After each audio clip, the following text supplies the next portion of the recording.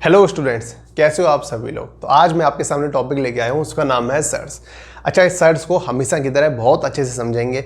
Video के last में आपको क्वेश्चन भी कराऊंगा, वीडियो के साथ अच्छी तरह से बने रहिएगा। चलिए ठीक है, मेरे सामने आपको कुछ कैलकुलेशन दिखाई दे रही होगी। अच्छा, इसमें लिखा हुआ है डी, तो ये डी क्या है। और वैसे भी मैं जब भी वीडियो शुरू करता हूँ तो पहले बताता हूँ कि टॉपिक पढ़ रहे हैं, क्यों पढ़ रहे हैं, डेली लाइफ में क्या यूज है, डेफिनेशन बताता हूँ। आज कैसे मैं इसको लेके आ गया, तो चलिए हम स्टार्टिंग इसी से करते हैं। अच्छा, मुझे एक बात बताइए, ये एक डिस्टेंस है, कहाँ की डिस्टेंस है बाद में बताऊंगा कहाँ की डिस्टेंस है, बस डिस्टेंस है। लेकिन मुझे अपने दोस्त को फॉर्मूले बताना है, लेकिन मैं बता नहीं पा रहा हूँ क्या डिस्टेंस है। क्या आप मेरी हेल्प कर सकते हैं? तो आप कहोगे हाँ बिल्कुल कर सकते हैं।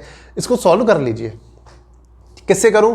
आप कहोगे कैलकुलेटर से कर लीजिए। ऐसे इनको करने की तो आपके बस की है नहीं, तो कैलकुलेटर का यूज करो, उसको कर लो और अपने दोस्त को बता दो। क्या वैल्यू आएगी? आ जाएगी, पॉइंटों में कुछ ना कुछ आ जाएगा, उसे दोस्त को बता देना। अच्छा ठीक है, अब मैं आपको बताता हूँ एक्चुअली में ये डिस्टेंस क्या है। एक्चुअली में ये जो डिस्टेंस है ना, पाकिस्तान के ऊपर एक हेलीकॉप्टर उड़ रहा है और उस हेलीकॉप्टर को मुझे यहीं से रॉकेट से उड़ाना है। ये उस हेलीकॉप्टर की डिस्टेंस है।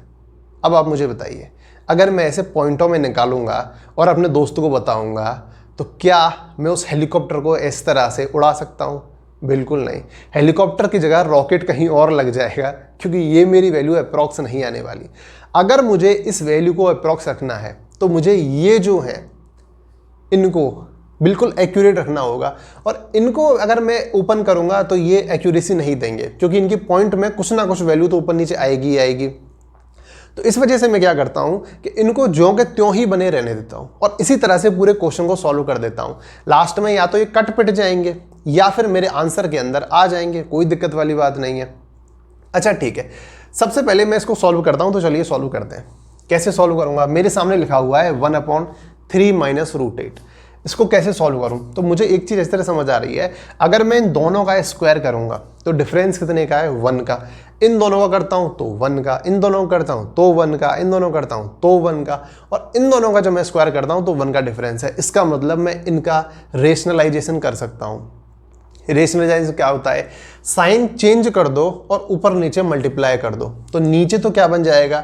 a² माइनस b² के फॉर्मूले से 1 आ जाएगा, और ऊपर ये जो लिखा हुआ है इसके जैसा ही, बस साइन चेंज हो जाएगा और ऊपर आ जाएगा। ठीक है, तो इसको जब मैं रेशनलाइजेशन करके लिखता हूं तो ये क्या बनता है? ये बन गया रूट, और ये क्या बनता है? ये बनता है 3 प्लस रूट 8। ठीक है, ये क्या बनेगा? ये है मेरा डी, डिस्टेंस। अच्छा, ये क्या बनेगा? ये बनेगा, माइनस का साइन है तो माइनस का रूट 8, और ये ऊपर जब रेशनलाइजेशन होके आएगा तो क्या बनेगा? प्लस, लेकिन साइन किसका है? माइनस का, तो ये क्या बनेगा? रूट 7। अच्छा, इसको देखो, इसमें क्या होगा? यह माइनस है, ऊपर क्या बनेगा? प्लस, और प्लस का साइन है, मतलब प्लस का प्लस ही रहने वाला है, तो प्लस रूट 7 और प्लस रूट 6। अच्छा, यहाँ देखिए, ये माइनस का साइन ऊपर आएगा, क्या बनेगा? प्लस, और यहाँ माइनस है तो प्लस किस में बदल जाएगा? माइनस में, तो यहाँ बनेगा माइनस का रूट 6 और माइनस का रूट 5, और उसके बाद इस प्लस के साइन से ये बनेगा रूट 5 प्लस 2। ठीक है, ये मैंने थोड़ा सा इसे सॉल्व कर लिया। अच्छा, अब देखते हैं कट पिट रहा है नहीं कट रहा। थोड़ा सा कट रहा है, इससे ये कट रहा है, ये कट रहा है, ये कट रहा है और ये कट रहा है। अब मेरे पास क्या आया? मेरे पास आई डी की वैल्यू आई रूट 5।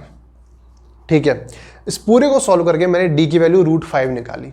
तो ये ज़्यादा एक्यूरेट है या फिर ये ज़्यादा एक्यूरेट है? ये दोनों ही सेम टू सेम है, बिल्कुल सेम टू सेम है। लेकिन आप जिस मेथड से कह रहे थे इसको सॉल्व करने के लिए, अगर उससे करते तो ये नहीं आता, गलत हो जाता। अब ये और ये दोनों बराबर हैं, बजाय मैं इसको बोलने के इसको बोल सकता हूं, और डिस्टेंस इसको लेके अगर मैं यहां से रॉकेट चलाऊंगा तो सीधा पाकिस्तान के ऊपर जो हेलीकॉप्टर उड़ रहा है उसके टुकड़े टुकड़े हो जाएंगे। आई बात समझ में? इस वजह से मैंने इसका यूज किया है। अच्छा, इसको ही बोला जाता है सर्ट्स। सर्ट्स इसको ही बोला जाता है, यानी कुछ ऐसे इर्रेशनल नंबर होते हैं। इर्रेशनल क्या होते हैं? इर्रेशनल नंबर, जैसे कि रूट के अंदर लिखा हुआ है कि रेशनल नंबर।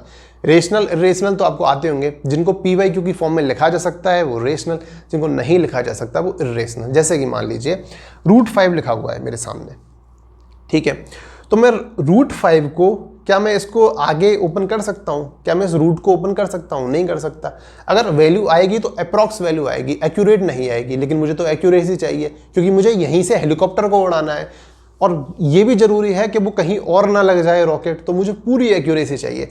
तो इस वजह से मैं क्या करता हूँ, ये जो रूट की संख्या है इनको ऐसे ही सॉल्व किए चलता हूँ। या तो मेरे आंसर के अंदर आ जाएंगी, नहीं आएंगी तो कट जाएंगी। देखो यहाँ पर पूरे के अंदर कुछ वैल्यू तो कट गई और जो नहीं कटी वो यहाँ के तो जो की त्यों आ गई। तो इस वजह से इस पूरी चीज़ को बोला जाता है सर्ड्स। और ये जितने भी रूट हैं इनको मैं किसी ना किसी मेथड से काट पीट के अलग कर लेता हूँ।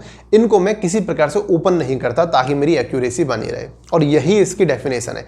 एक बार और मैं डेफिनेशन बता देता हूँ। डेफिनेशन इसकी इस तरह से है कि कुछ ऐसी फॉर्म होती है, कुछ ऐसी टर्म होती हैं जो कि इर्रेशनल होती हैं, या कि रूट या फिर रेशनल नंबर किसी के रूट में लिखा हुआ है, इसको आप एक्सप्रेस नहीं कर सकते वरना एक्यूरेसी बदल जाएगी। इसलिए अगर आपको एक्यूरेसी चाहिए तो इनको आप ज्यों का त्यों ही रहने दीजिए और किसी भी तरह से छेड़खानी मत कीजिए और अपने क्वेश्चन को सॉल्व कीजिए। यही कहलाता है सर्ड्स। ठीक है, तो सर्ड्स आपके समझ में आ गया होगा। और सर्ड्स आईआईटी के अंदर खूब पूछा जाता है, अच्छी तरह से पूछा जाता है। और सर्ड्स को आपको इसी तरह से किसी ना किसी मेथड से, किसी ना किसी अप्रोच से सॉल्व करना होता है। आप ऐसे अप्रॉक्स नहीं कर सकते कि जैसे कि माइनस का 5 आ गया, जैसे कि आपके सामने लिखा हुआ है √3 लिखा हुआ है, आपने बोल दिया चलो 1.732 कर लेते हैं। नहीं, बिल्कुल गलत है। सर्ड्स के क्वेश्चन में ऐसे बिल्कुल भी नहीं होगा। आपको अच्छी तरह सॉल्व करना है। अच्छा, पता कैसे लगेगा कि भैया हमें अच्छी तरह सॉल्व करना है? वो आपको ऑप्शन देख के और क्वेश्चन देख के अच्छी तरह समझ में आ जाएगा कि हमें किस तरह से इसको सॉल्व करना है। ये वैल्यू या तो कट जाती हैं या नहीं भी कटती हैं, तो आपको ऑप्शन के अंदर साफ साफ दिखाई दे जाती हैं। अब सर्ड से रिलेटेड हम कुछ अच्छी तरह से क्वेश्चन करते हैं ताकि और भी चीज़ें आपको क्लियर हो। चलिए, हाँ जी, तो आपके सामने एक क्वेश्चन लिखा हुआ है और इस क्वेश्चन को हम सॉल्व करते हैं। ठीक है, सबसे पहली बात यह है, इस क्वेश्चन के अंदर कुछ रूट की टर्म्स आएंगी। उन रूट की टर्म्स को हमें नहीं छेड़ना है, ऐसे एज इट इज सॉल्व करना है और हमारे आंसर को हमें रूट की टर्म्स में ही लिख देना है। चलिए ठीक है, कैसे सॉल्व करते हैं? अच्छा, इसको गौर से देखिए, आपको इसको देखो समझ में आ रहा है? अगर नहीं आ रहा तो मैं आपके सामने एक फॉर्मूला लिखता हूँ, फिर उस फॉर्मूले से इसे कंपेयर करना। और वो फॉर्मूला है a + b + c का whole square equals to a² + b² + c² plus 2ab + 2bc + 2ca। ठीक है, ये फॉर्मूला लिखा हुआ है आपके सामने। अब जरा इस फॉर्मूले को गौर से देखिए। अगर इस फॉर्मूले के अंदर मैं यहाँ से इसको हटा देता हूँ स्क्वायर को, तो यहाँ पर रूट आएगा। ठीक है, अब मैं यहाँ से इसको हटा देता हूँ और इस पर लगा देता हूँ मैं रूट। और देखिए, ये फॉर्मूला और इस क्वेश्चन से थोड़ा थोड़ा मैच होने लगा है। अब एक और बार देखिए, अब मैं यहाँ पर एक काम करता हूँ, इन टर्म्स को देखिए। ये टर्म्स, ये वाली टर्म है यानी 10, और ये जो लिखी हुई है रूट के अंदर जो लिखी हुई है वो ये सब है। कैसे? देखिए, ये जो आपके सामने लिखा हुआ है √24, इस √24 को मैं लिखता हूँ रूट के अंदर ही 4 × 3 × 2। ठीक है, 4 × 3 × 2। अब इस √60 को मैं लिखता हूँ, कैसे लिखता हूँ? रूट के अंदर ही लिखता हूँ 4 × 3 × 5। ठीक है, अब यहाँ इस 40 को मैं लिखता हूँ इस तरह से कि 4 × और फिर उसके बाद आएगा ये 2 × 5। देखा? अब यहां से अगर मैं इस 4 को बाहर निकालूं तो 4 का रूट क्या बनेगा? 2। ये रहा मेरा 2, और बाकी की टर्म बनेगी a और b। ये a, ये b, उसके बाद ये बनेगी bc और ये बनेगी c। तो पूरा का पूरा जो का तो लिखा हुआ है। और जब आप, यानी a बनेगा आपका 3, b बनेगा आपका 2 और c बनेगा 5, और ये तीनों हैं रूट में, √3, √2, √5। और जब आप तीनों का स्क्वायर करोगे, यानी 3 का स्क्वायर होगा 3 प्लस √2 का स्क्वायर 2 और √5 का स्क्वायर होगा 5, तो ये बनता है 10 यहाँ पर।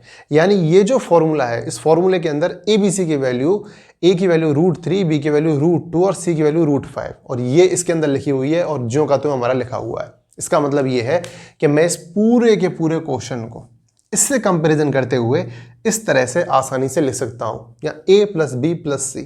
और जब a + b + c के फॉर्म में जब मैं इसको लिखता हूं तो हमारा आंसर क्या बनता है? हमारा आंसर बनता है रूट का 2 प्लस रूट का 3 प्लस रूट का 5, और ये हमारा आ जाता है आंसर, जो कि एक रूट की फॉर्म में। देखा, मैंने रूट में आंसर निकाल दिया। अब ये जो क्वेश्चन है उसी की तरह बिल्कुल एक्यूरेट ये आंसर है, इन दोनों में पॉइंट का भी फर्क नहीं है। तो चलिए अब नेक्स्ट क्वेश्चन को देखते हैं। हाँ जी, हमारे पास एक क्वेश्चन लिखा हुआ है, जो यहाँ पर एक टर्म है और यहाँ पर एक टर्म है, इन दोनों की पावर x है, और यहाँ पर लिखा हुआ है एक इंटीजर। तो ये बात तो हमें अच्छी तरह से पता है कि इन दोनों का ऐड करने पर इंटीजर तो नहीं आने वाला। अगर ये दोनों आपस में कट जाएं, यानी रूट की वैल्यू आपस में कट जाए, तो जरूर हो सकता है कि यहाँ पर इंटीजर आ जाए। तो उसके लिए हम कॉमन सेंस लगाते हैं, और कॉमन सेंस क्या कहता है? कॉमन सेंस ये कहता है अगर मैं x की वैल्यू को 1 पुट करूं तो ये प्लस का रूट 15 और माइनस का रूट 15 आपस में कैंसिल हो जाएंगे और मेरे पास 8 आ जाएगा। कैसे? चलिए देखते हैं।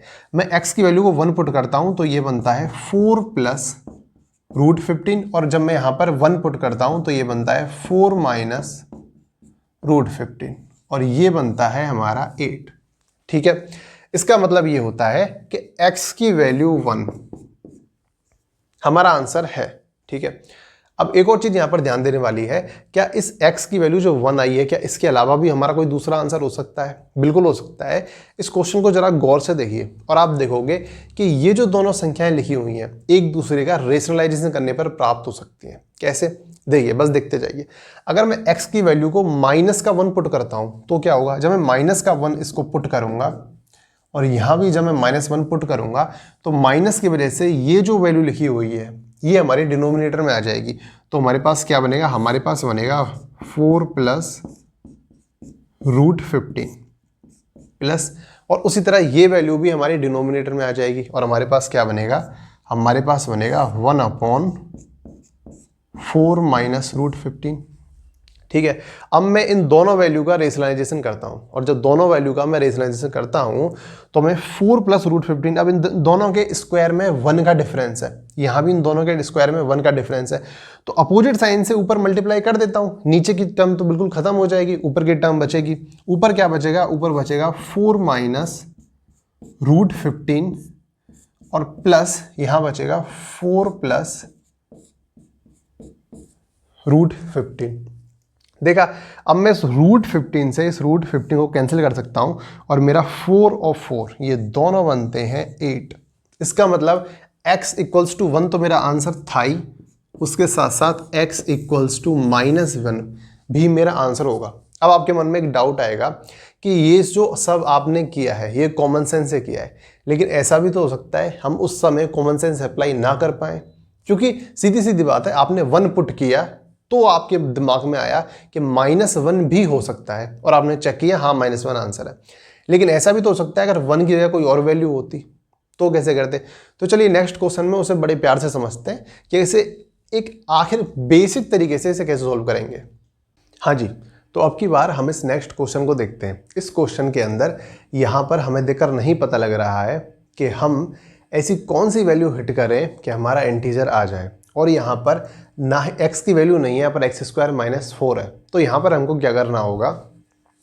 इसे एक बेसिक मेथड सॉल्व करना होगा, और उसके बाद हमें x की वैल्यू निकालनी होगी, जिस x की वैल्यू के लिए ये दोनों मिलकर हमारा एक इंटीजर यानी 10 वैल्यू दें। तो चलिए निकालते हैं। अच्छा, इस क्वेश्चन को देखते हैं। इस क्वेश्चन में एक चीज़ कॉमन है, वो ये है कि ये दोनों एक दूसरे के रेशनलाइजेशन करने पर प्राप्त किए जा सकते हैं। हम इसी का फ़ायदा उठाएंगे। कैसे? चलिए देखिए, ये टर्म सॉल्व नहीं होने वाली, ये बात हमें अच्छी तरह से पता है।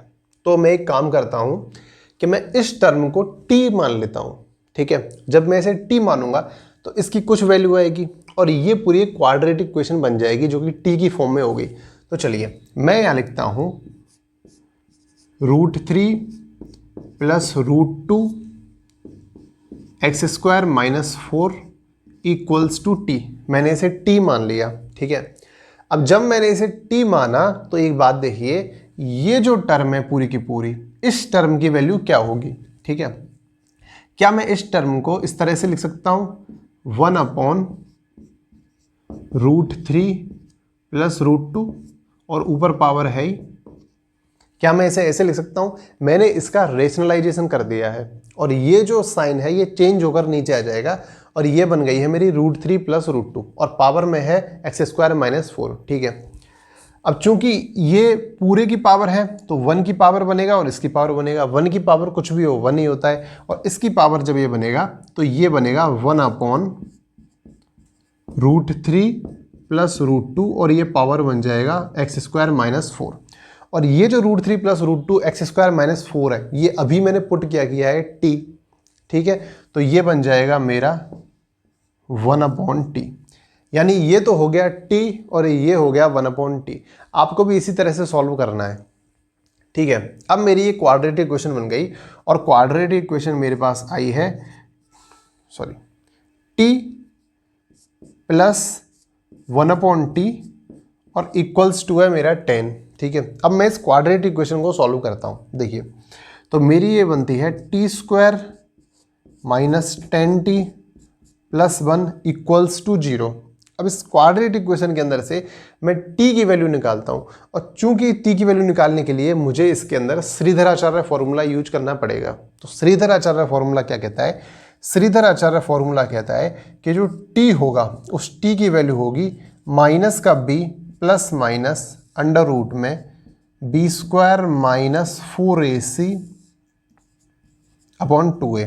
तो यहाँ से अगर मैं वैल्यू पुट करता हूँ तो मेरे पास आती है माइनस का b, यानी माइनस लगाकर माइनस का 10 प्लस माइनस अंडर रूट में b² यानी 100 माइनस 4ac, यानी इसकी वैल्यू आएगी 4 और अपॉन में आएगा 2a, और ये बनेगा 2।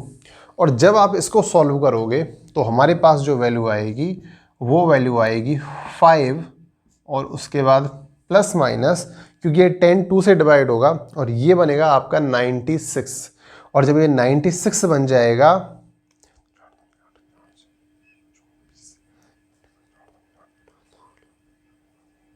तो ये बनेगा 4 × 24, और 4 × 24 में से जब मैं 4 को बाहर निकालूंगा तो वो 4 इस 2 से मल्टीप्लाई होने के बाद कट जाएगा और अंदर बचेगा 24।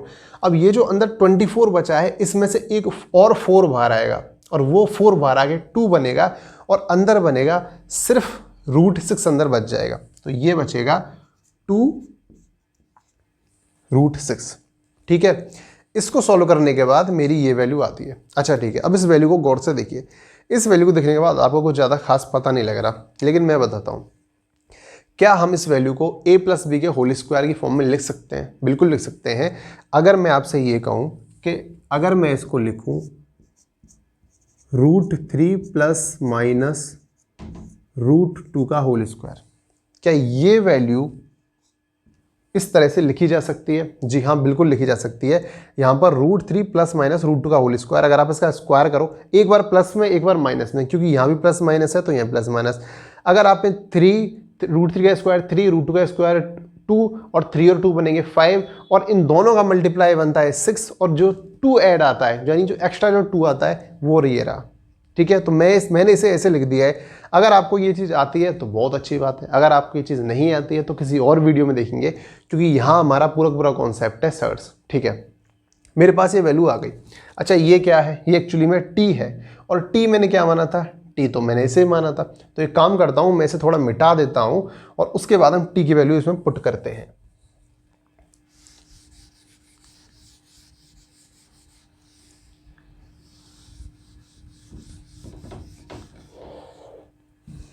तो मेरे पास ये t की वैल्यू आई है, और वैल्यू है ये। लेकिन t की यहाँ पर 2 वैल्यू हैं, तो इसमें से मैं एक बार लूँगा प्लस वाली वैल्यू और एक बार लूँगा माइनस वाली वैल्यू। तो देखिए, मैं प्लस वाली वैल्यू लेता हूँ और यहाँ पर पुट करता हूँ, और ये प्लस वाली वैल्यू बनाती है √3 प्लस √2 का होल स्क्वायर। देखिए, दोनों तरफ √3 प्लस √2 है, ठीक है, और इनकी पावर क्या है? x² - 4 और 2। जब दोनों तरफ सेम है और बीच में इक्वल का साइन लगा हुआ है, इक्वल का साइन बीच में, तो इसका मतलब इनकी पावर को भी बराबर होना ही पड़ेगा। और इस वजह से यहाँ पर x² - 4 की जो वैल्यू होगी वो होगी 2, और जब हम इसे सॉल्व करेंगे तो x की वैल्यू आएगी प्लस माइनस √6, ठीक है। ये हमारी आई है एक वैल्यू। कब आई है? ये वैल्यू हमारी तब आई है जब मैंने यूज किया है इसमें प्लस वाली टर्म को। अब मैं इसके अंदर यूज करने जा रहा हूँ माइनस वाली टर्म को। देखिए, तो यहीं पे मैं यूज करता हूँ माइनस वाली टर्म को, और वो कैसे यूज होगा, √3 plus √2 x square minus 4 equals to minus वाली टर्म √3 माइनस √2 और ये बन जाएगा मेरा 2। ठीक है, मेरे पास ये आ गया। अब चूंकि यहाँ पर √3 प्लस √2 है और यहाँ पर माइनस √2 है, तो अब मैं कैसे करूँ, मैं काम करता हूँ इसका रेशनलाइजेशन कर लेता हूँ। जब मैं इसका रेशनलाइजेशन करूँगा तो ये क्या बनेगा, ये बनेगा 1/√3 प्लस √2। देखिए ये बनेगा 1/√3 प्लस √2, ऊपर स्क्वायर है ही। अब चूंकि ये जो डिनोमिनेटर में ये ऊपर जाएगा, न्यूमरेटर में जाएगा, तो यहाँ पर जो पावर 2 है वो माइनस का 2 बन जाएगी और ये बनेगी √3 प्लस √2 की पावर -2। देखिए √3 प्लस √2, √3 प्लस √2, यहाँ पर है पावर एक्स स्क्वायर माइनस 4 और यहाँ पर है पावर एक्स, यहाँ पर पावर है माइनस का 2। ठीक है, तो इस वजह से क्या होगा, इस वजह से एक्स स्क्वायर माइनस 4 माइनस के 2 के इक्वल होगा, क्योंकि बीच में साइन भी आ रहा है। ठीक है, तो रख लेते हैं। तो यहाँ पर मेरा बनता है x square minus 4 equals to minus का 2, और जब मैं इस x की वैल्यू निकालता हूँ तो एक्स स्क्वायर की वैल्यू आती है, और जब मैं इसको सॉल्व करता हूँ तो मेरे पास एक्स स्क्वायर की वैल्यू आती है 2, और यहाँ से जब मैं x की वैल्यू निकालूंगा तो x की वैल्यू मेरे पास आएगी प्लस माइनस √2।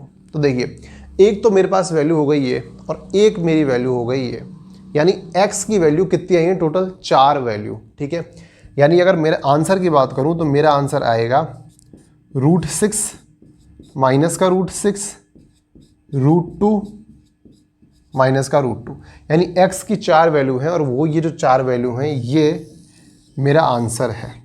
तो इस क्वेश्चन का आंसर ये है। इस तरह के क्वेश्चन आपको इसी हिसाब से सॉल्व करने हैं, ये काफ़ी ज़्यादा जल्दी हो जाएंगे। अच्छा, आपने एक चीज़ नोटिस की होगी कि यहाँ पर एक बार प्लस एक बार माइनस, एक बार प्लस एक बार माइनस। पिछला जब हमने क्वेश्चन किया था उसमें x की वैल्यू 1 आई थी, लेकिन उसके साथ के साथ जब मैंने आप माइनस लगा के बताया था तब भी वो सेटिस्फाई हो रहा था, क्योंकि जब मैं यहाँ पर माइनस लिखता हूँ तो ये दोनों आपस में चेंज तो हो जाते हैं, लेकिन चूंकि ये दोनों के दोनों का हम परमेयकरण करते हैं, रेशनलाइजेशन करते हैं, तो वापस उसी फॉर्म में आ जाते हैं। तो एक बार अगर प्लस वाला आंसर दे रहा है तो माइनस वाले को भी जरूर चेक करना, ऐसा मत करना माइनस वाले को छोड़ दो, माइनस वाला भी आंसर आ जाएगा। तो इससे आपको समझ में आ गया होगा। इसके और भी कई सारे क्वेश्चंस हम कराएंगे, उन्हें हम सर्च की प्रैक्टिस सेट के किसी दूसरे वीडियो में देखेंगे। इस वीडियो में एक कॉन्सेप्ट के साथ मैंने आपको एक क्वेश्चन कराए हैं। आई होप आपको ये वीडियो काफ़ी ज़्यादा पसंद आई होगी, ये वीडियो आपके लिए काफ़ी ज़्यादा हेल्पफुल रही होगी। Thank you.